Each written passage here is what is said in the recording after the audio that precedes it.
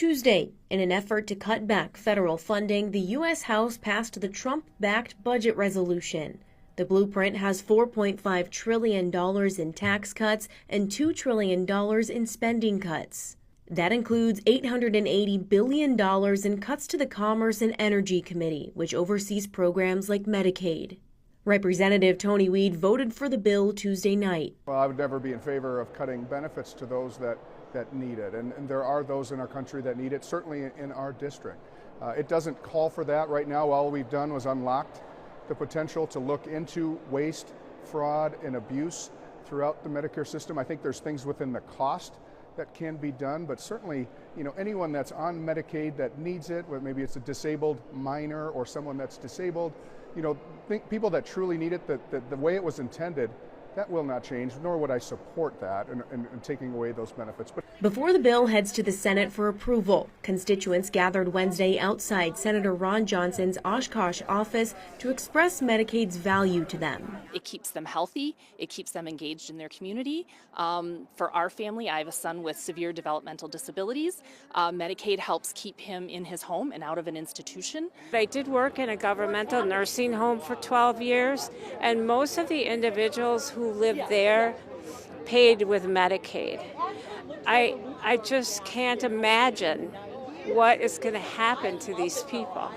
The group shared stories and expressed their fear and concern over the potential cuts in hopes of getting a message across to the senator before he votes. In a statement to Fox 11, Johnson responded to the protesters saying, quote, "It is difficult to respond to complaints and protests that have no basis in truth or fact. It is unfortunate that Democrat elected officials are lying to their supporters regarding the Senate budget resolution and encouraging them to take to the streets." He continues by saying, "I sincerely hope their actions do not result in violence. My primary goal is to keep my Wisconsin staff safe while enabling them to continue dedicating their efforts to help constituents." End quote. I'm really offended that he would ever imply that any of us would be violent. We come to this from a place of love. We love our individuals and our families who are dependent on Medicaid. Organizers and protesters want to get the message across that Medicaid contributes to theirs and their loved ones' livelihood, and hope the essential services and support they receive aren't considered waste to lawmakers. In Oshkosh, Marla Lundak, Fox 11 News. Thank you, Sarah. Well, USAID workers cleared out their workspaces today as the agency that provides humanitarian aid overseas gets dismantled. It comes as the Trump administration announces plans for much bigger cuts to the federal workforce. Natalie Brand reports from the White House. Supporters clapped as former USAID employees collected their belongings from the agency's now closed Washington headquarters. The moment brought some to tears. I just wanted them to know that I appreciated the 20 years that we spent together protecting the American people from deadly pandemic diseases and ensuring that people throughout the world understood that America is great because America is good. Staffers at the U.S. Agency for International Development are clearing out as the Trump administration slashes foreign aid. CBS News has confirmed a nearly 90% cut in foreign aid contracts, totaling nearly $60 billion. While the USAID has been a key target for President Trump's downsizing, the administration is giving all government agencies about 2 weeks to submit plans for reorganization and prepare for what it calls large-scale reduction in force or mass layoffs. The new memo notes agencies should look at duplication and positions that are non-critical. Elon Musk, the Department of Government Efficiency's top advisor, hasn't put a number on coming layoffs. We wish to keep everyone who is doing a job that is essential and doing that job well. But unions say so far the firings have been reckless. These are critical positions, and they're not just wasteful positions. Among the thousands of newly hired workers laid off last week, dozens of IRS staffers in Ogden, Utah, home to one of the biggest IRS processing centers. These are the people who process your tax returns. These are the people who get your refunds out to you. The 6,700 cuts at the IRS are among the largest agency firings to date, just as tax season ramps up. Natalie Brand, CBS News, the White House. In a legal win for the administration, late Wednesday night, Chief Justice John Roberts paused a lower court's midnight deadline for the State Department and USAID to pay $2 billion in foreign assistance for projects already completed. Justice Roberts' order gives the High Court more time to review the case. President Donald Trump has announced the termination of a U.S. permit allowing Chevron to pump and export Venezuelan oil. This move ends a financial lifeline for Venezuela, which has received around $4 billion throughout the permit. Trump accused President Nicolas Maduro's government of not meeting democratic conditions and not moving fast enough to transfer back deported immigrants. The permit, authorized by the Biden administration in 2022, allowed Chevron to export Venezuelan oil to the U.S. despite economic sanctions. Venezuela's opposition has estimated that the permit accounted for around a quarter of the country's oil production. Chevron has stated it's considering the implications of the announcement, while Venezuela's Vice President Delcy Rodriguez has criticized the move as harmful and inexplicable. For more news and updates, follow us at VOA News. A new Pentagon memo shows transgender service members will be separated from the military unless they receive an exemption. The memo says service members with gender dysphoria are, quote, incompatible with military service, saying service by these individuals is not in the best interest of the military services and not clearly consistent with the interests of national security. Now the Pentagon has to create a procedure to identify transgender troops by March 26th and separate them by June 25th. Senior Pentagon reporter Louis Martinez has more on that story. Louis, how many troops could this policy affect and what impact could it have? Diane, this has been a very difficult issue to track because the military does not track officially the number of transgender service members. However, we have asked for information. We have gotten information from a defense official that what the military is calling the diagnosis for gender dysphoria, that under that category there are about 4,200 service members in the active duty, the Guard, and the reserves. Who are currently in uniform. So we can take that as right now the initial universe of individuals who would be essentially booted out of the military. One of the things that's interesting here, Diane, is that there have been surveys in the past that have made it sound like it's 15,000. Potentially it is that high. But again, gender dysphoria, which is the category that the Pentagon is issuing in this memo, that's what they're talking about. Another thing to talk about here is that there is no grandfathering under this new memo. Back in 2017, when new policies were enacted under the Trump administration to do the same thing, individuals who were in the military were grandfathered. That is not happening this time. Another thing that's different is the exemptions. Essentially, they're very difficult to reach for these individuals. You have to guarantee that for 3 years already you're not on hormones. That's going to be very difficult to prove. And this memo surfaced in a court case challenging Trump's rollback of the policy allowing transgender military service. So where does that case stand, and what are you watching for there? Right, Dan. So it's very surprising that this document did not come out via a press release, but instead was an exhibit in this lawsuit that was filed by members of the military who are transgender and wanted to maintain their service profile inside the U.S. military. But the case is going to proceed, and that case was specifically against the executive order that President Trump filed back on January 27th, which essentially announced that he was rolling back the authorization for allowing U.S. military service members who were transgender to serve openly in the military. So that case is going to continue on, and it's kind of an example of what happened previously. When I did mention what happened under the first Trump administration back in 2017, when President Trump at that time announced the ban on transgender service, that was also tied up in the courts for several years, and ultimately by the time the policy came out, it really didn't go into effect and was rolled back by President Biden. So I think it's safe to assume that this case will remain in the courts and that there may be an impact at some point in the courts acting and maybe trying to prevent this from actually going into effect very, very quickly. But again, unforeseen right now whether that is actually going to take place, but history indicates to us that it's possible. Watching the Huntsman self-propelled howitzers demonstrating ground defence as out at sea, Chinese warships now begin to sail full circle around Australia. We will closely watch the task group for as long as they are in the vicinity of Australia. New Zealand has also been watching. Foreign Minister Winston Peters in Beijing telling counterpart Wang Yi last week's live fire drills without appropriate warning weren't on. I think it'd be true to say that he took our concerns on board in the discussions. On February 11, the frigate Heng Yang sailed through the Torres Strait. 2 days later, joined in the Coral Sea by a cruiser, supply vessel and possibly submarine.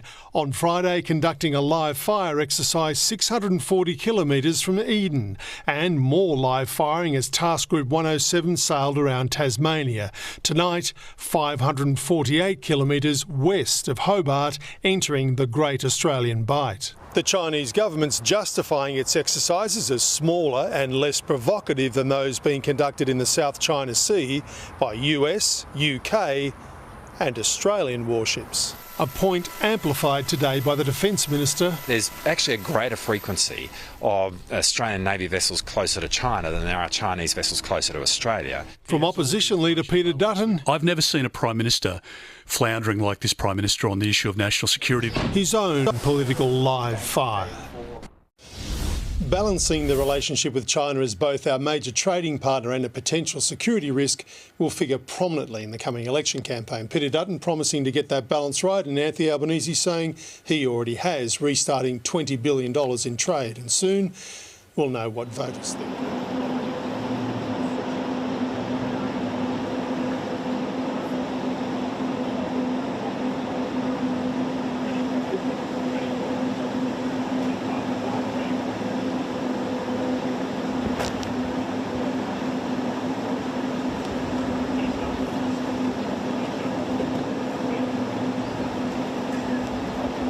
President Trump, can you get a peace deal done in Ukraine?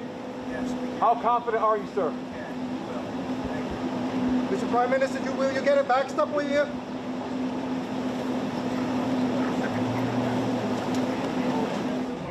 If British troops are in Ukraine keeping the peace and get attacked by Russia, will you come to their aid? If the British people are in Ukraine and they get attacked, if British soldiers in Ukraine. You know, I've always found about the British, they don't need much help. They can take care of themselves very well. You know what? No, it sounds like it's evasive, but it's not evasive. You know, the British have been incredible soldiers, incredible military, and they can take care of themselves. But if they need help, I'll always be with the British, okay? I'll always be with them. But they don't need help. You look at their career, you have done very well over the years, haven't you? We have. I'm very proud of our country. And but we've also always been there backing each other up between our two countries. That is why this is the greatest alliance for prosperity and security I think the world has ever seen. Whenever necessary, we've absolutely backed each other up, and that's at the core. Could you take on Russia by yourselves? Well, you can say tomorrow to President Zelensky to reassure him that his country's war hasn't been in vain and its sovereignty is not going to be threatened by any deal with Russia. Well, you know, he's coming. Perhaps he's already on his way, and we're going to be signing the deal together, probably in front of the media, and we're going to be having a good conversation. No, we want to work with him, President Zelensky, she said before. We want to work with him, and we will work with him. I think the president and I actually have had a very good relationship. It maybe got a little bit testy because we wanted to have a little bit of what the European nations had. You know, they get their money back by giving money. We don't get the money back. Biden made a deal. He put in $350 billion. And I thought it was a very unfair situation. We're not getting all of ours. I mean, quite a bit of ours was gifted. It was given. There were some lends, but mainly it was gifted, actually. Mr. President, the Europeans want Ukraine to be part of NATO as part of this deal. Are you willing to budge on that at all, or is it a firm? Well, I could be very nice and say, oh, well, we'll work to it. Look, it's not going to happen. It's just not going to happen. That's what started this whole thing. Biden said that, and all of a sudden the guns started. That was one of the primary reasons this started. And this was long before President Putin. They never said it was an impossibility. So we can say, oh, gee, well, we'll try, but that's something that's just not going to happen. And then the other question I ask is about the land. Will you get your land back? Well, they've fought long and hard on the land, and you and I will be discussing that, and we're going to certainly try and get as much as we can back. But on the NATO, it's just not, that's not going to happen. Yeah, please. Mr. President, you talked about having common ground with Keir Starmer, but there are things you disagree on as well. You described Zelensky as a dictator. He describes President Putin as a dictator. Do you see that as a problem? The relationship between President Zelensky and President Putin is not a good one. You've noticed, right? It's not a good one. It's not a good relationship. And we're going to have to try and work something out. Sometimes that happens. I get along with both. I have a very good relationship with President Putin. I think I have a very good relationship with President Zelensky. And now we're doing the deal, and we're going to be in there. We're going to be actually in there and digging our hearts out. And hopefully, we need the rare earth, and we have some here, but we don't have enough. Our economy is very strong, and we need a lot of things that, in some cases, we don't have here. So I think we're going to have a very good relationship, but the relationship between them is not the best. Mr. President, do you still think that Mr. Zelensky is a dictator? Did I say that? I can't believe I said that. Thank you, Mr. President. Can I say thank you for your hospitality, for your leadership? We have met a number of times, we've talked a number of times, and we have had a very constructive conversation. I'm sure we will today. And of course, our countries have been bound together for a very long time now. The closest alliance, I think, of any two countries when it comes to prosperity and security. And I know that together we will strengthen that even further. And on issues like Ukraine, thank you for changing the conversation to bring about the possibility that now we can have a peace deal. And we want to work with you to make sure that peace deal is enduring, that it lasts, that it's a deal that goes down as a historic deal, that nobody breaches, and we'll work with you to make sure that that absolutely happens. And it is my pleasure to bring from His Majesty the King a letter. He sends his best wishes and his regards, of course, but he also asked me to bear this letter and bring it to you. So can I present the letter from the King to you? Thank you very much. Am I supposed to read it right now? Yeah, please do. I will do. I've got to tell him what your reaction is, so I need to know. I need to know. He is a great gentleman, a great, great gentleman.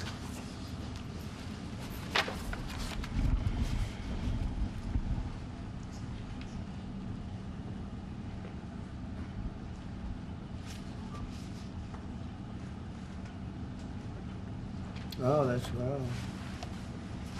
Well, that is really nice. I must make sure his signature's on that. Otherwise, it's not quite as meaningful. It is, and that's quite a signature, isn't it? Beautiful. He's a beautiful man, a wonderful man, and we appreciate it. I've known him, gotten to know him very well, actually. Yeah. First term and now second term. Perhaps you'd like to say what that very important paragraph. Yes, so this is a letter from His Majesty the King. It's an invitation for a second state visit. This is really special. This has never happened before. This is unprecedented. And I think that just symbolises the strength of the relationship between us. So this is a very special letter. I think the last state visit was a tremendous success. It was. His Majesty the King wants to make this even better than that. So this is truly historic, an unprecedented second state visit, and he wants to talk that through with you. And that says at Windsor. That's really something. Yes. What I haven't got yet is your answer. I do need to. The answer is yes. On behalf of our wonderful First Lady, Melania, and myself, the answer is yes, and we look forward to being there and honoring the King and honoring really your country. Your country is a fantastic country, and it'll be our honor to be there. Thank you very much. Well, thank you very much, Mr. President. I shall happily take that back to His Majesty. It's beautiful. Thank you. Thank you. Thank you. I'm going to keep that one. The world relies on the strength of the transatlantic relationship. It is beyond shared trade, commerce, and industry. It is beyond immediate political considerations. It is about what we, collectively, represent to people everywhere. People under pressure from autocrats look to us for support. People under attack for their beliefs and their views across the globe look to our flags as symbols of liberty. People under fire on the front line are fighting for the way of life that our two blocs represent. This partnership matters. That is why I think we should be talking about trade agreements rather than tariffs. Pulling ourselves up together rather than the opposite. We are not out to screw anyone. And this win-win attitude will always be our preferred approach. Of course, at the same time, we are ready for anything. So, allow me to be clear, the European Union will react firmly and immediately against unjust barriers to free and fair trade, including where tariffs are used to challenge legal and non-discriminatory policies. We don't want to go down that road, let me be clear, but we're ready.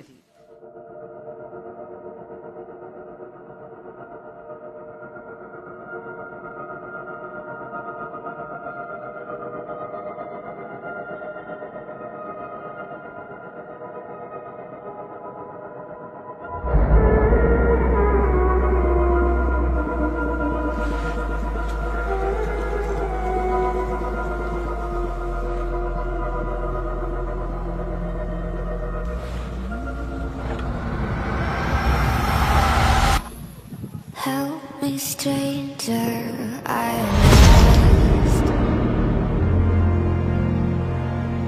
I'm marked a maze, I'm just its host.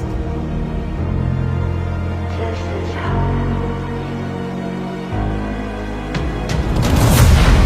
Can you tell me who I am? Don't be scared now, take my hand. Take my hand.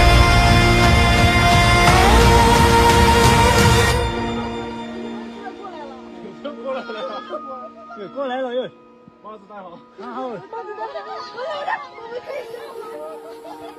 我操！学过呀，看清了。来了。